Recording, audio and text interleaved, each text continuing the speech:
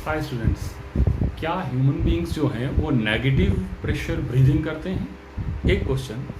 दूसरा, क्या डायफ्राम के पंक्चर होने की वजह से एक्सीडेंटल केस में या कैसे भी अगर डायफ्राम पंक्चर होता है तो क्या पर्सन की डेथ हो सकती है? तीसरा क्वेश्चन, क्या हम जो है कार्बन डाइऑक्साइड से जान छुड़ाने के लिए हम ऑक्सीजन जो है वो कैरी करते हैं, इनहेल करते हैं? और फोर्थ क्वेश्चन, क्या कोई पर्सन खुद ही अपने आप से ही अपनी सांस बंद करके अपनी जान ले सकता है? So with all this I am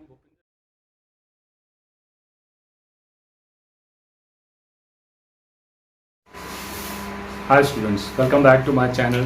So today we are going to discuss a new topic associated with the human physiology and especially with the human respiratory system, that is the mechanism of breathing, which is also known as the pulmonary ventilation.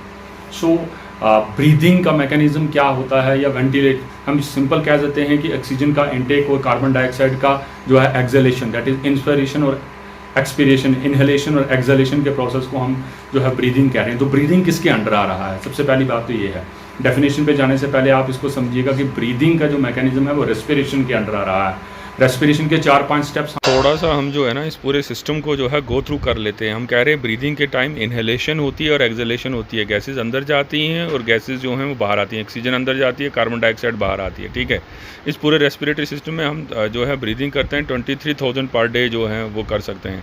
तो इस respiratory system में आप देख पा रहे होंगे हमारी एक नेज़ल कैविटी है, ठीक है, जो नॉस्ट्रिल्स से जो डायरेक्ट उसमें खुलती है। फिर अंदर थोड़ा सा और डीप चले जाएं तो यहाँ हम कह रहे हैं नाक से ही नॉस्ट्रिल्स के थ्रू ऑक्सीजन और फॉरेन पार्टिकल एंटर करते हैं जब हम इनहेलेशन करते हैं। ठीक है, उसके नीचे हमारा आ जाता है फेरेंक्स या जिसको हम थोराइड बोलते हैं। ठीक है, उससे नीचे हमारी आ जाती है विंड पाइप। ठीक है, जो ऑक्सीजन वहीं से नीचे जाएगी या गैस वहीं से नीचे जाएगी, वो फर्दर जो है जो हमारी विंड पाइप है ट्रैकिया, वो फर्दर जो है बाइफर्केशन ट्राइफर्केशन करेगी।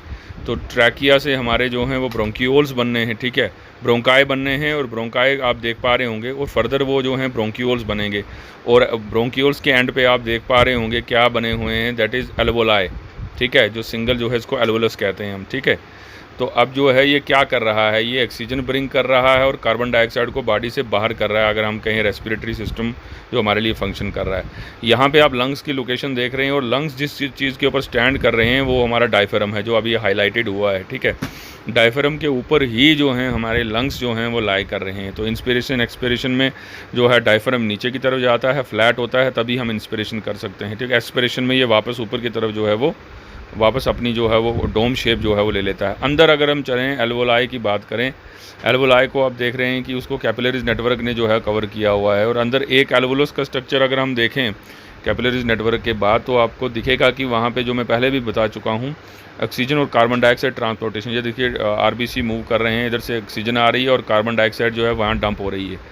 ठीक है, तो यही एल्वोलस से वापस जो है फर्दर कार्बन डाइऑक्साइड जब अकमुलेट होगी तो यही कार्बन डाइऑक्साइड वापस जो है इसी एल्वोलस के थ्रू फर्दर जो है वही जो इस पाथ से अंदर आई सी उसी पाथ को फॉलो करती हुई ब्रोंक्यूल्स, ब्रोंकस, ठीक है, वहीं से फॉलो करती हुई वापस लंग्स में ये ट्रैकिया के थ्रू जो है ये वापस जो है एक्सपिरेशन में जो है ये बाहर निकल जाएगी। ठीक है, तो अब हम कहते हैं जब हम इन्हेलेशन करते हैं और नाक से इन्हेलेशन करते हैं तो समटाइम्स जो हैं कुछ फॉरेन पार्टिकल्स अंदर आते हैं, और माउथ से करना तो बिल्कुल जो है वो बेस्ट नहीं है, क्योंकि वहाँ देखिएगा जब भी आप नोज़ से कोई भी फॉरेन पार्टिकल अंदर आता है तो हमारे वहाँ पे सिलिया जो हैं वो मौजूद हैं, जो इसको जो है वापस जितना भी फॉरेन पार्टिकल अंदर आए हैं, डस्ट पार्टिकल आए हैं, वो म्यूकस के थ्रू वापस हमारे जो हैं वो फोर्सफुल एक्सपिरेशन के थ्रू यही कंटेंट जो रेड कलर का आप देख रहे हैं एक्सपिरेशन में हम जो है इसको वापस बाहर फेंक देते हैं। तो नेजल हम पीछे जो है वो करके आए हैं स्टार्टिंग के वीडियोस में।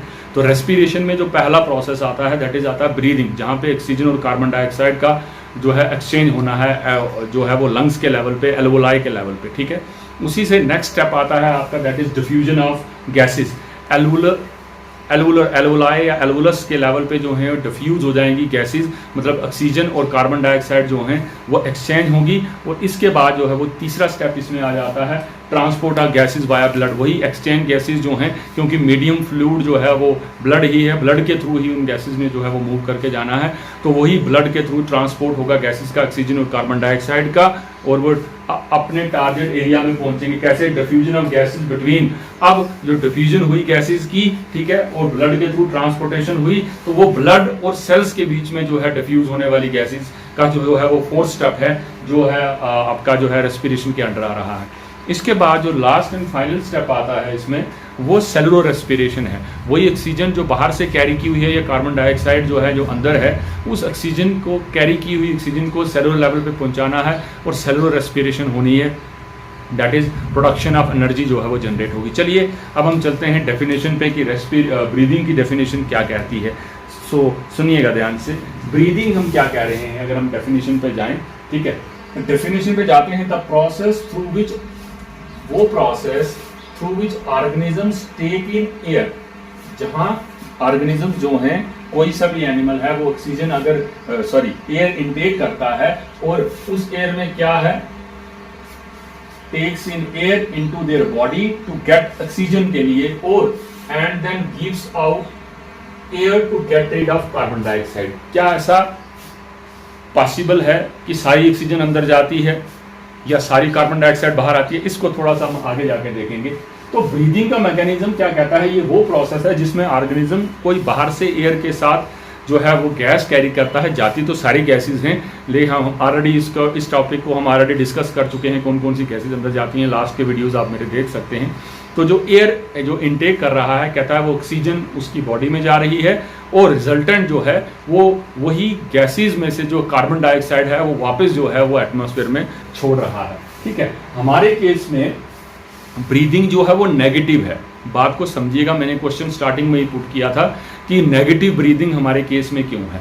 देखिए, बाहर का एटमॉस्फेरिक प्रेशर जो है वो 760 मिलीमीटर है, ठीक है, मरकरी है एटमॉस्फेरिक प्रेशर जो है। तो गैसेज तभी बाहर से अंदर जा पाएंगी जब अंदर का प्रेशर जो है कम होगा। जब भी प्रेशर 760 से बिलो होता है उसको हम नेगेटिव प्रेशर बोलते हैं, ठीक है। 760 से अबव होगा तो पॉजिटिव होगा, जैसे 762 होगा तो हम एक्सेलेशन करेंगे, ठीक है। और अगर दोनों का बराबर होता है, नॉर्मल केस में जो 760 और 760 ही एल्वोलर प्रेशर रहता है, जब तक उसमें मसल्स वगैरह कॉन्ट्रैक्ट नहीं करते, वो आगे हम पढ़ेंगे, तो वो बराबर रहता है, तो उसको हम जीरो प्रेशर कहते हैं। तो हमारे केस में हम जो है जो इनहेलेशन का प्रोसेस करते हैं या ब्रीदिंग का मैकेनिज्म करते हैं, वो नेगेटिव प्रेशर के बेसिस पे करते हैं। एटमॉस्फेरिक प्रेशर से हमारा अंदर का प्रेशर जो है वो लो होता है, दैट इज 758 होता है आउट ऑफ 760। दैट्स वाई जो है हम ब्रीदिंग कर सकते हैं। ओके, अब आना है इसमें, हमने क्या दिया, ब्रीदिंग की डेफिनेशन होगी, ठीक है। और इसी के साथ एसोसिएटेड क्वेश्चन है कि जो स्टार्टिंग में मैंने पूछ लिया था, दोनों क्वेश्चन को यही सॉल्व करते चलें, बाकी डायफ्राम का क्वेश्चन जो है डायफ्राम में जाके डिस्कस करेंगे। तो यहाँ मैं बात कर रहा था कि हम जो है वो ब्रीदिंग क्यों कर रहे हैं, क्योंकि हम लोग जो अंदर जो है ऑक्सीडेशन के बाद जो है हमारी जो कार्बन डाइऑक्साइड प्रोड्यूस होगी है वो बॉडी के लिए टॉक्सिक है।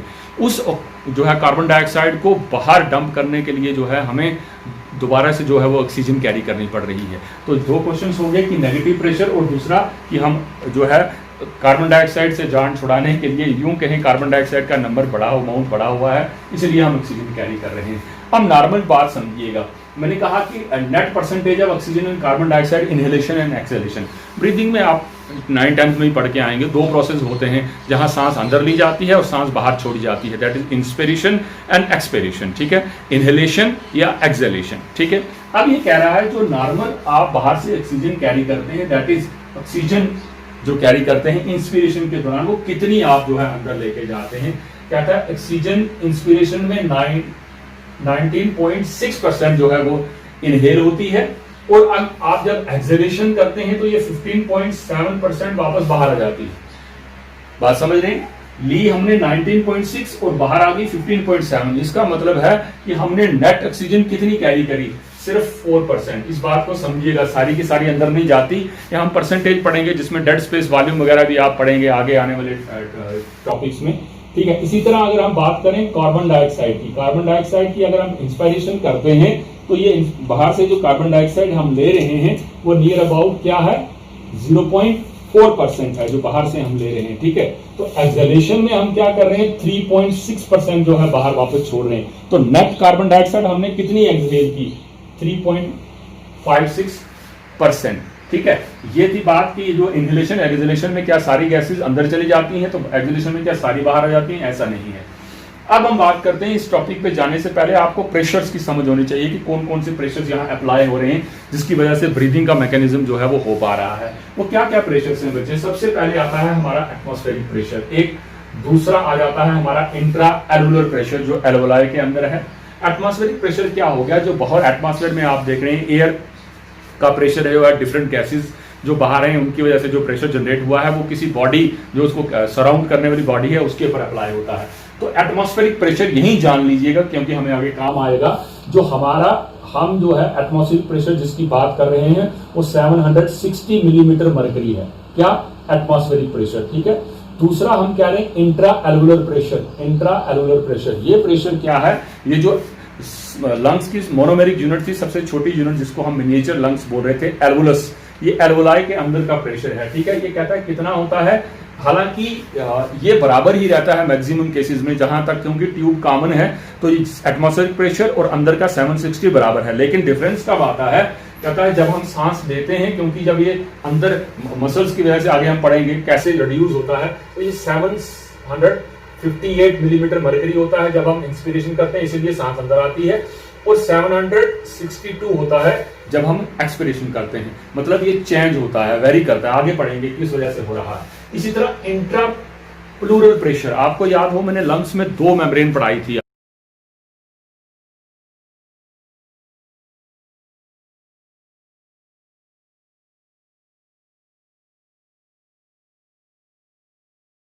आपको दैट इज प्लूरा की बात कर रहे थे हम। विसरल एंड पैराइटल, बाहर की तरफ जो थी वो पैराइटल थी, अंदर की तरफ जो थी वो विसरल थी, और उनके बीच में जो है इंटरप्लूरल कैविटी थी जिसमें फ्लूइड था, ठीक है। ये कहता है कुछ आगे इसको डिटेल में पढ़ेंगे, कहता है कि इंट्राप्लूरल प्रेशर जो है ये भी रोल प्ले करता है। ये नॉर्मल जो है इंट्राप्लूरल प्रेशर 4 मिलीमीटर मरकरी नॉर्मल से कम होता है, मतलब 760 से -4 कर लीजिए, 756 रहता है नॉर्मल, ठीक है। और जब फोर्सफुल एक्सपिरेशन होती है तो ये बढ़ जाता है, 764 चला जाता है, 764 चला जाता है, ठीक है। ये होगी कि हम कौन कौन से अंदर जो हैं वो प्रेशर्स की वजह से काम करेंगे। अब ये प्रेशर्स किसके ऊपर वर्क कर रहे हैं, उसके लिए मुझे यहां लिखना पड़ा है बॉयल्स लॉ। अगर आप बॉयल्स लॉ की बात करें तो बॉयल्स लॉ क्या कहता है, किसी भी गैस का प्रेशर जो है वो इनवर्सली प्रोपोर्शनल होता है इसकी volume.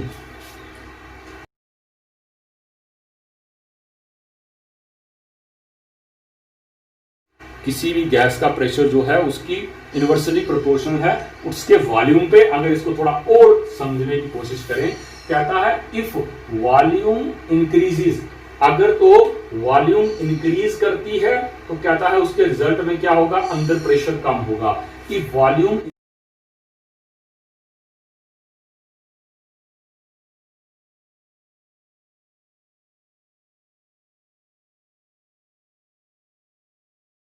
increases then pressure decreases, and इसके opposite if volume decreases then pressure increases। ये दो बॉडीज ले लेते हैं, मान लीजिए ये बड़े साइज की है, छोटे साइज की है, इसका वॉल्यूम ज्यादा है, इसका कम है। तो जो बड़ी वॉल्यूम वाली चीज होगी, बड़ी वॉल्यूम वाली बॉडी होगी, तो हम कह रहे हैं अगर वॉल्यूम बढ़ेगी, ये बाहर की तरफ एरो दिए हुए हैं, वॉल्यूम अगर बढ़ेगा तो अंदर प्रेशर जो है वो कम होगा अकॉर्डिंग टू बॉयल्स लॉ।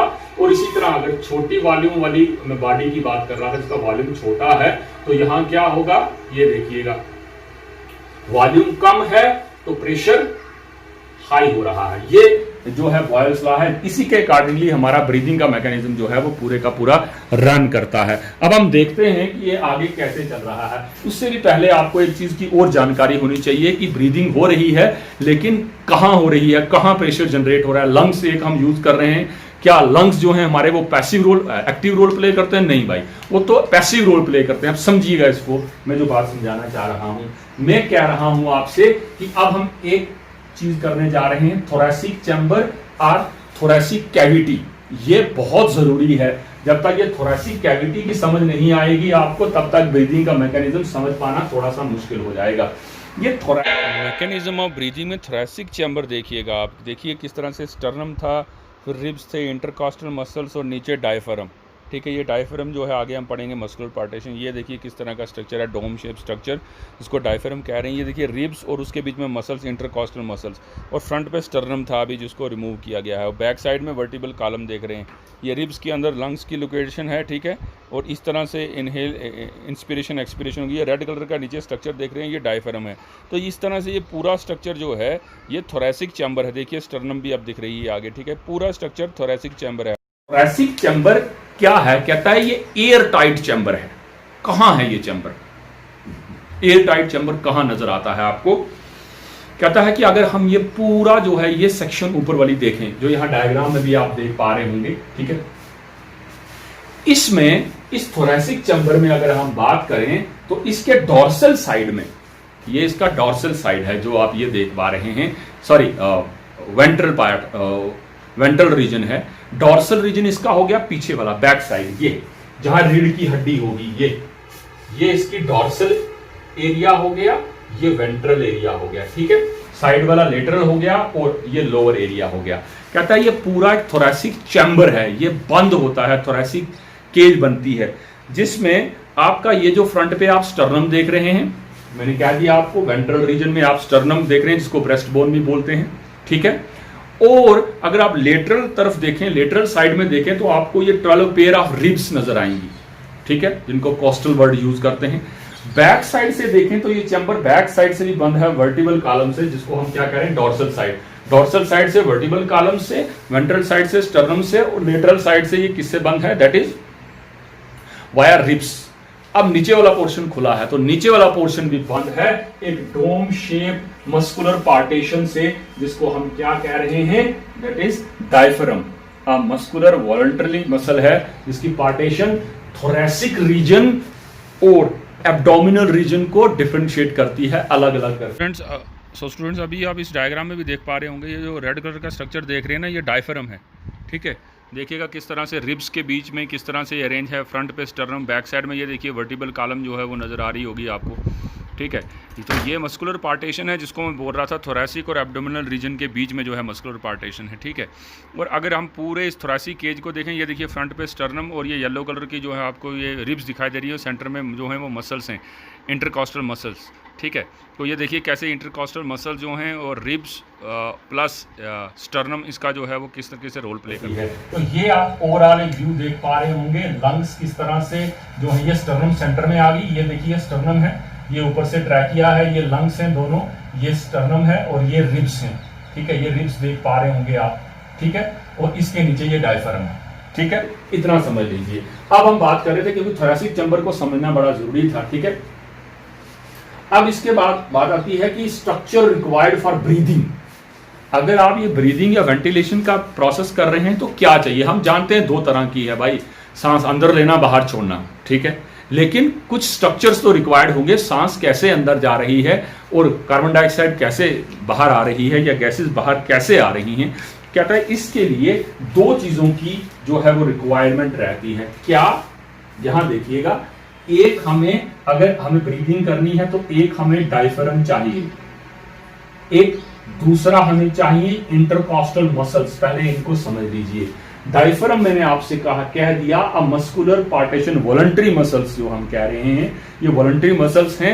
हालांकि स्केलेटल मसल्स जो है वॉलंटरी मसल्स हैं, हालांकि ये इनवॉलंटरी कंट्रोल होते हैं, ठीक है। उसका भी रीजन है, अदरवाइज हम लोग कहीं स्विम या योगा या सांस रोक नहीं सकते, या हम गाना नहीं गा सकते, या फ्लूट वगैरह जो है वो हम प्ले नहीं कर सकते थे। तो muscular partition between thoracic region to that of abdominal region, ये मस्कुलर पार्टीशन जो आप देख पा रहे हैं बीच में रेड कलर। स्टूडेंट्स, यहाँ आप डायफ्राम देख सकते हैं और उसकी अरेंजमेंट देख सकते हैं किस तरह से वो अंदर थोरैसिक केज में एडजस्टेड कलर की। यहाँ भी आप साइड व्यू में ये देख पा रहे होंगे, इसको हम डायफ्राम कह रहे हैं, ठीक है। एक दूसरा इसी के साथ है इंटरकॉस्टल मसल्स। ये डायफ्राम जो है उसके साथ ये इंटरकॉस्टल मसल्स हैं, उनको मैंने ये ड्रा किया हुआ है। इंटरकॉस्टल मसल्स क्या हो गया? Muscles in between ribs, in between ribs. Costal word ribs के लिए लगता है, तो intercostal muscles, muscles located in between ribs. इस पूरे केज को होल्ड करना है, सिर्फ रिब्स कहीं लटक नहीं रही हैं भाई, वो अपनी एक पोजीशन में है। ये देखिए, ये पूरा जो है केज जो है ये ऊपर की तरफ आता है। क्यों आता है? कहता है दो तरह के मसल्स काम करते हैं, फंक्शन बाद में देखते हैं इनका। अंदर की तरफ मसल जो इन रिब्स को आपस में बांधे हुए हैं, होल्ड किए हुए हैं, ये रहा, that is internal intercostal muscles. इसी तरह बाहर की तरफ ये देख पा रहे होंगे आप, ये वाला, इसको हम बोल रहे हैं एक्सटर्नल इंटरकास्टल मसल्स। तो मतलब 12 रिब्स में ये 11 pair of intercostal muscles, skeletal muscles मौजूद हैं। ये दो स्ट्रक्चर्स हो गए। और फिर कह दूं, लंग्स जो है ब्रीदिंग के टाइम एक्टिव रोल नहीं प्ले करता है, वही पैसिव रोल प्ले करता है। देखिए आगे, ये स्ट्रक्चर्स ही इन्वॉल्व होते हैं इंस्पिरेशन के लिए। तो अब हम बात करते हैं कि इंस्पायरेशन क्या है। What is inspiration?